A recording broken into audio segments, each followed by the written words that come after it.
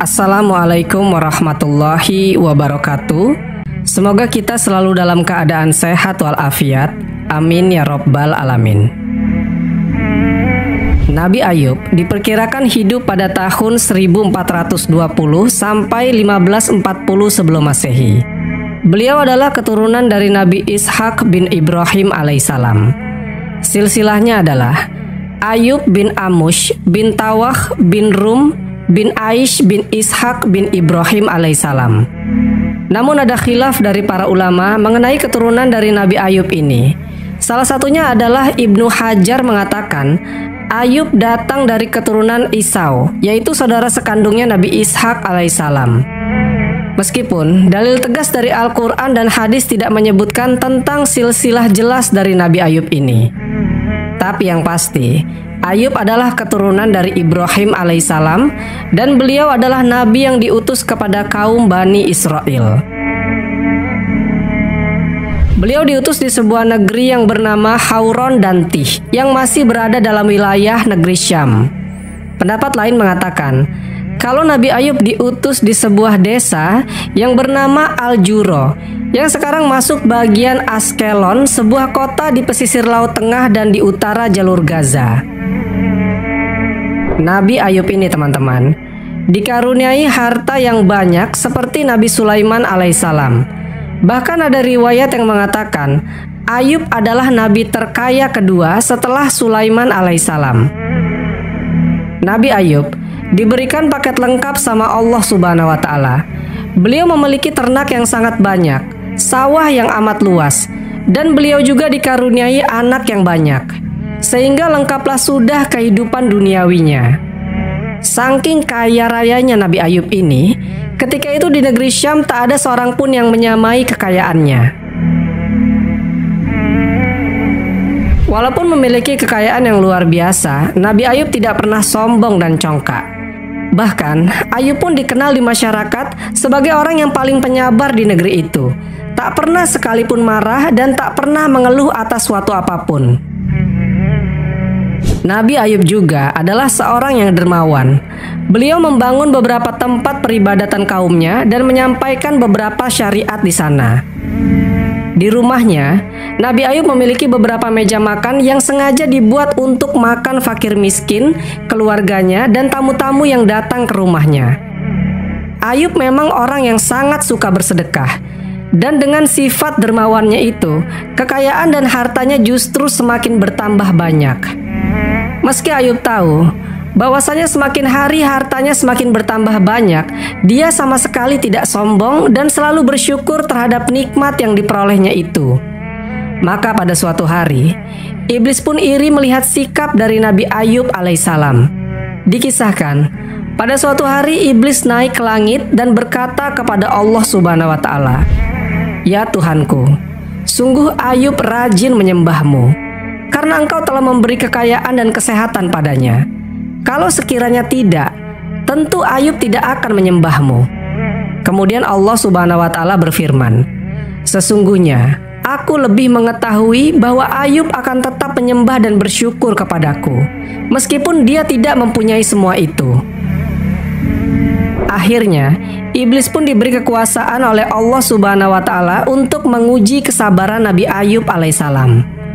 Di sini Allah Subhanahu wa Ta'ala ingin membuktikan kepada iblis bahwa hambanya yang bernama Ayub ini adalah utusannya yang sangat sabar, dan hendaknya iblis malu pada perbuatannya yang ingkar. Lalu pada suatu hari, iblis mengumpulkan bala tentaranya untuk membakar rumah Nabi Ayub beserta seluruh hartanya. Setelah semuanya ludes terbakar, ketika itu Nabi Ayub sedang sholat di masjid. Iblis lalu berkata, "Hai Ayub, apakah engkau tetap mau menyembah Tuhanmu sedangkan engkau saat ini dalam bahaya? Sesungguhnya Tuhanmu telah membakar dan memusnahkan seluruh harta kekayaanmu.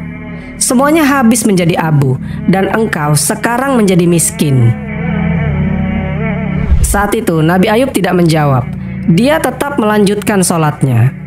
Setelah selesai sholat, Nabi Ayub berkata, "Alhamdulillah, Allah telah memberiku rezeki dan kini telah mengambilnya kembali." Lalu Nabi Ayub pun berdiri dan melaksanakan sholat lagi. Ketika itu, iblis sangat kesal melihat reaksi Nabi Ayub. Dia merasa gagal untuk menggoda Ayub dari sisi harta benda. Ternyata tidak semudah itu untuk menggoda Nabi Ayub alaihissalam. Iblis pun mulai mencari cara lain untuk menggoyahkan iman dari Nabi Ayub alaihissalam. Iblis mulai mentarget anak-anak dari Nabi Ayub. Iblis berpikir, mungkin bagi Ayub harta yang paling dia sayangi adalah anak-anaknya. Iblis pun mendatangi anak-anak Nabi Ayub yang saat itu anak-anak Ayub sedang berada di rumah anak tertuanya. Saat itu iblis datang dan merobohkan rumah itu hingga semua anak-anak Nabi Ayub mati. Lalu iblis cepat-cepat pergi menemui Nabi Ayub lagi yang sedang sholat. Iblis berkata, "Hai Ayub, lihatlah, Tuhanmu telah merobohkan rumah anak-anakmu hingga semua anak-anakmu mati. Apakah engkau masih tetap menyembahnya?"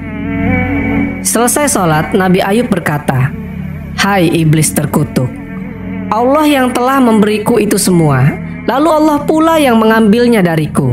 Semua harta dan anak adalah ujian bagi manusia. Sekarang Allah telah mengambilnya dariku, sehingga aku bisa bersabar dan tenang untuk beribadah kepadanya." Bagi orang awam, hal ini mungkin pukulan batin yang amat berat. Namun bagi Nabi Ayub itu semua hanyalah cobaan, dan untuk itulah dia tidak pernah meratapi kematian anak-anaknya. Nabi Ayub menganggap semua yang ada di muka bumi ini nantinya juga akan musnah sesuai dengan waktu yang Allah telah tetapkan. Teman-temanku seiman, karena iblis ini belum puas dengan godaannya itu, maka dia meminta kepada Allah Subhanahu wa Ta'ala agar memberi cobaan berupa penyakit yang menimpa Nabi Ayub alaihissalam. Waktu itu Allah menurunkan penyakit berupa penyakit kulit, seperti penyakit kudis, dan itu termasuk salah satu penyakit yang berbahaya. Menurut sebuah riwayat dari Ibnu Katsir, Ayub ditimpahkan penyakit di sekujur tubuhnya. Hanya akal dan pikirannya saja yang masih waras. Pendapat lain mengatakan, Ayub menderita penyakit dari ujung kepala sampai ujung kakinya. Hanya tinggal jantung dan mulutnya saja yang masih normal. Dari semua pendapat itu, wallahu alam mana yang benar. Yang pasti, ketika itu Nabi Ayub menderita penyakit yang membuat sekujur tubuhnya tak sanggup melakukan apapun. Dan sialnya teman-teman, saat itu teman-temannya Nabi Ayub ini bukannya menolong, malahan mereka semua menjauhi Nabi Ayub karena mereka menganggap Ayub kena tuah dari Tuhan-Tuhannya.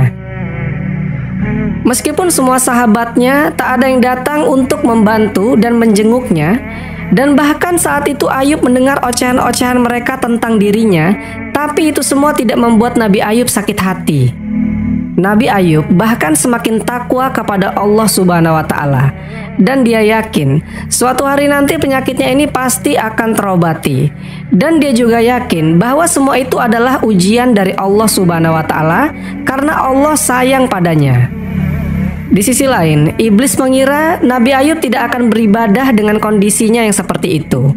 Namun di luar dugaan, ternyata Nabi Ayub tetap bisa beribadah kepada Allah Subhanahu wa Ta'ala meskipun dengan cara atau gerakan sebisanya. Iblis makin marah. Semua cara telah dia lakukan, mulai dari menghilangkan hartanya, kemudian menghilangkan semua anak-anaknya, sekarang menghilangkan kesehatannya. Tapi semua itu tidak membuat Ayub jauh dari Allah Subhanahu wa Ta'ala. Tapi ada satu cara lagi dari iblis, yang mungkin saja cara ini akan berhasil menjauhkan Ayub dari Allah. Iblis hendak menggoda istrinya Nabi Ayub alaihissalam. Saat itu iblis membisikkan kata-kata supaya segera meninggalkan Nabi Ayub yang lagi sakit itu, sebab suaminya itu sudah tidak bisa mencari nafkah untuk dirinya. Awalnya, istrinya mampu bertahan. Namun karena bisikan iblis ini semakin hari semakin kuat, akhirnya pada suatu hari istrinya pun meninggalkannya. Kita sudah dapat membayangkan teman-teman, bagaimana penderitaan Nabi Ayub ketika itu, sebab dirinya sudah sakit parah kini ditinggalkan pula oleh istrinya. Tapi teman-teman, menurut beberapa riwayat yang lain mengisahkan, istrinya itu tidak meninggalkan Nabi Ayub alaihissalam. Istrinya hanya nggak mau mengurusi suaminya yang lagi sakit itu. Maka ketika mengetahui istrinya membangkang kepadanya, Nabi Ayub pun mengucapkan nazar. jika aku sembuh nanti, niscaya akan kupukul engkau 100 kali. Dan ketika istrinya itu tidak mau lagi melayaninya, maka dia memohon kepada Allah agar disembuhkan. Tapi di riwayat kisah yang lain menyebutkan, ketika Nabi Ayub sakit keras dan tidak punya rumah, dia dan istrinya pergi ke suatu tempat yang terpencil di pinggir suatu wilayah. Di tempat itu, tak ada seorang pun yang prihatin kepada kondisinya. Hanya istrinya sajalah yang masih setia menemaninya ketika semua orang meninggalkan Nabi Ayub alaihissalam. Istri Nabi Ayub adalah seorang wanita yang sangat tabah. Segala perhatian dan kesetiaannya itu tercurah untuk merawat suaminya yang sakit itu. Setelah berjalan begitu lama, terlintaslah rasa putus asa dari istrinya Nabi Ayub ini. Ketika itu istrinya membujuk Nabi Ayub untuk memohon kesembuhan kepada Allah Subhanahu wa Ta'ala.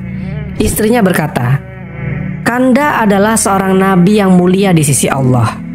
Bila seandainya Kanda berdoa kepada Allah untuk minta disembuhkan, niscaya Allah akan mengabulkannya."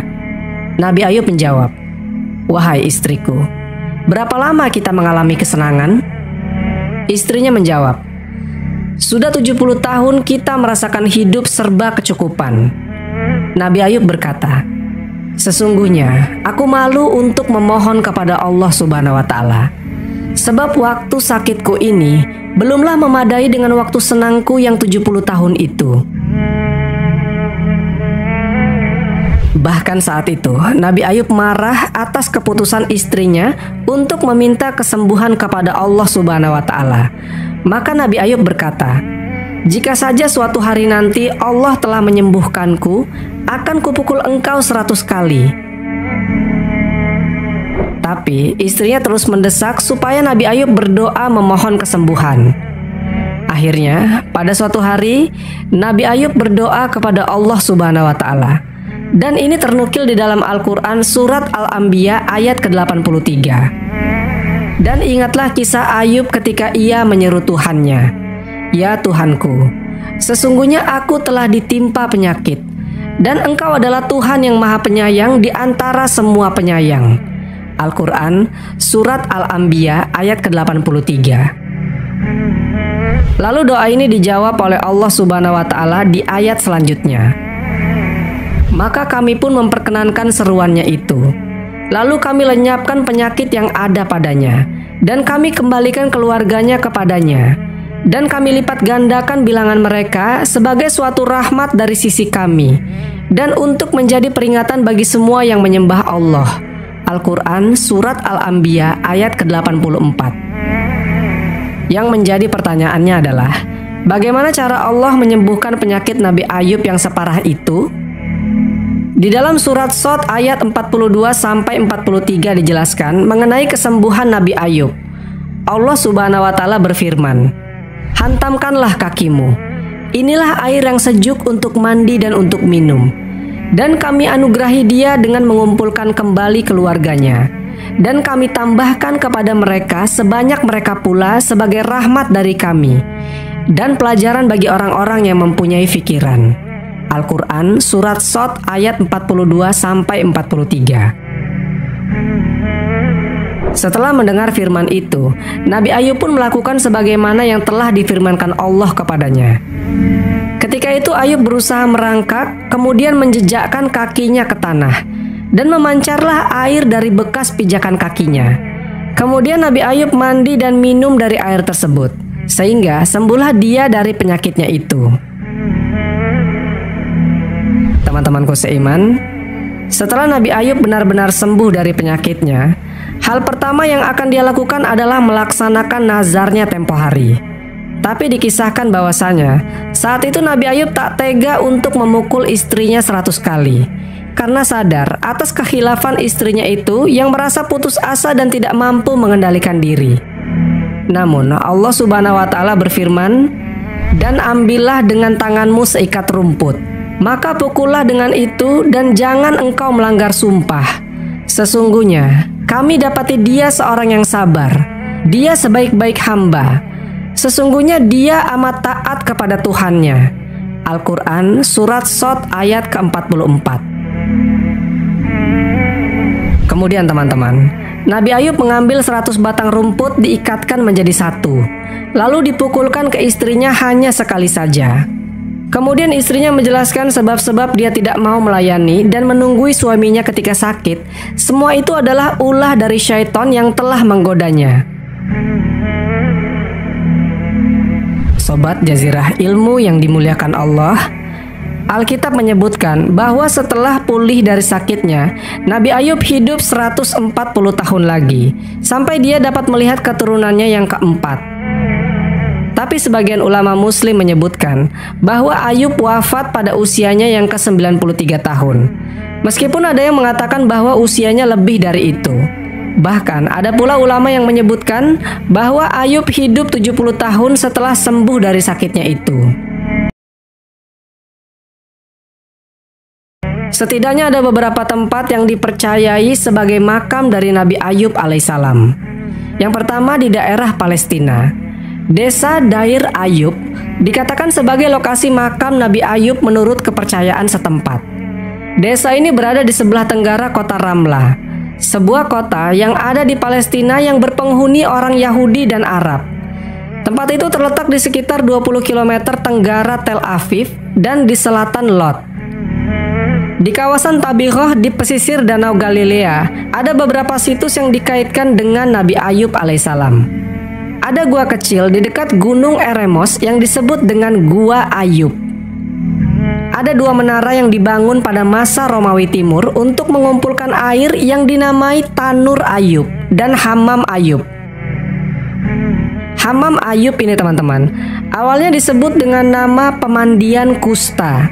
Tetapi kata kusta kemudian diidentifikasikan dengan Ayub. Mata air di dekat tempat tersebut kemudian menjadi air terjun yang disebut dengan Ain Ayub atau mata air Ayub. Pendapat yang kedua tentang makam Nabi Ayub ada di Syria. Jadi ada sebuah gereja yang dibangun di kawasan Hauron.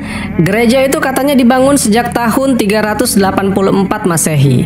Dan menurut kisah penduduk setempat, jenazah Nabi Ayub diletakkan di peti mati di bawah altar gereja.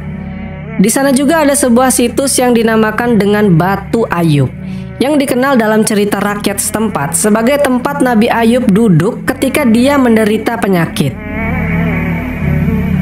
Pendapat ketiga dari daerah Libanon.